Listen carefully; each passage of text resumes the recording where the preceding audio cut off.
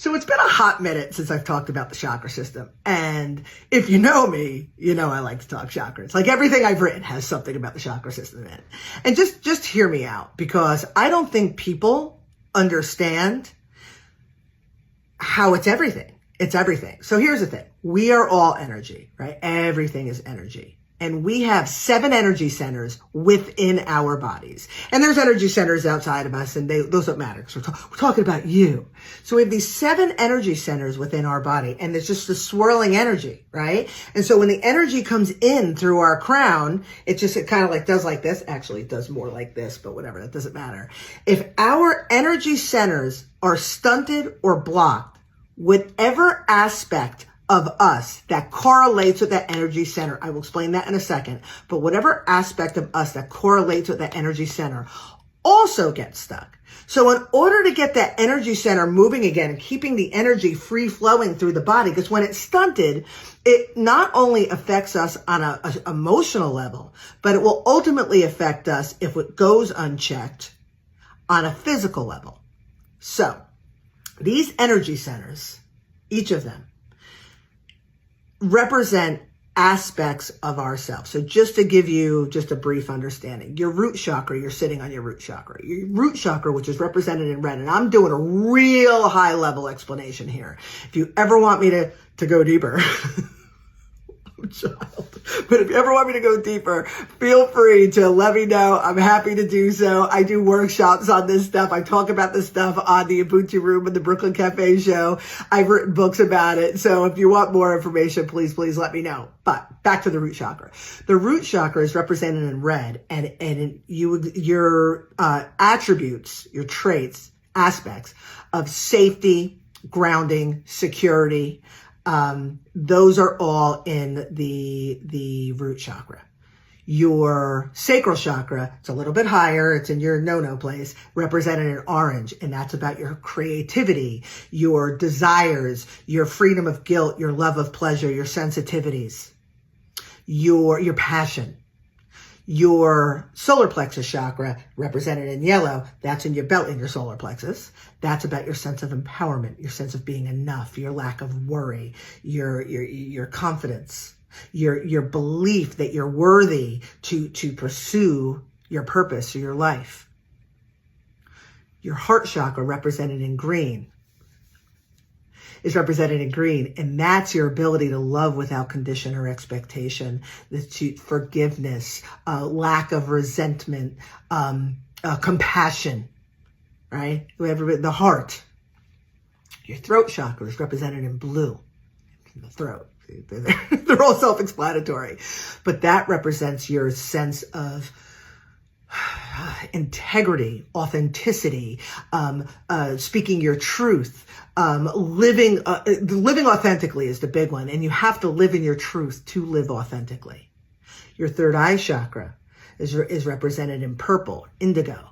And that's about your sense of discernment, your clarity, your vision, your intuition, your imagination, your ability to see the big picture, parts to a whole. And your crown chakra, it's located right here and just above your head. And that is your connection with all things, your understanding of oneness, your connection to nature. You're able to receive and just give to all things around you. So what happens is, from our childhood, in our developmental years, because your first 3 chakras, your foundational chakras, your root, your sacral, your solar plexus, their greatest age of resonance is between 0 and 21. Root being 0 to 7, sacral 7 to 14, solar plexus 14 to 21. This is all your developmental years. When there is some sort of trauma or just a belief that doesn't serve you, that develops during this time, what happens is you develop based on those beliefs, based on those imbalances.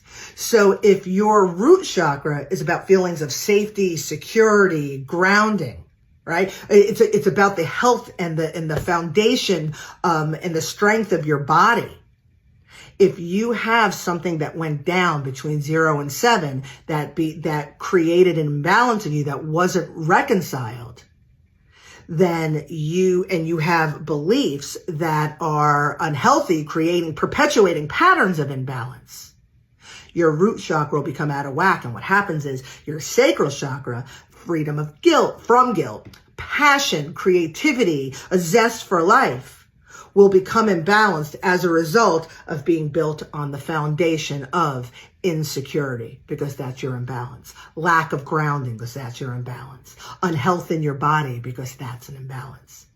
And then so on and so forth. And then in your years of identity, 14 to 21, adolescence, when you're really figuring out who you are, when you're really trying to feel empowered and determined in a healthy way, it's almost impossible to do so in a healthy way when it's built on feelings of guilt, feelings of shame, insecurities.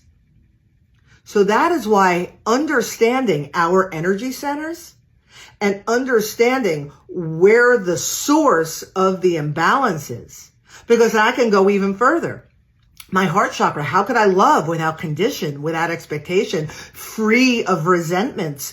How could I have compassion for others if I have insecurity, if I have lack of worthiness, if I have feelings of guilt and shame that have gone unchecked?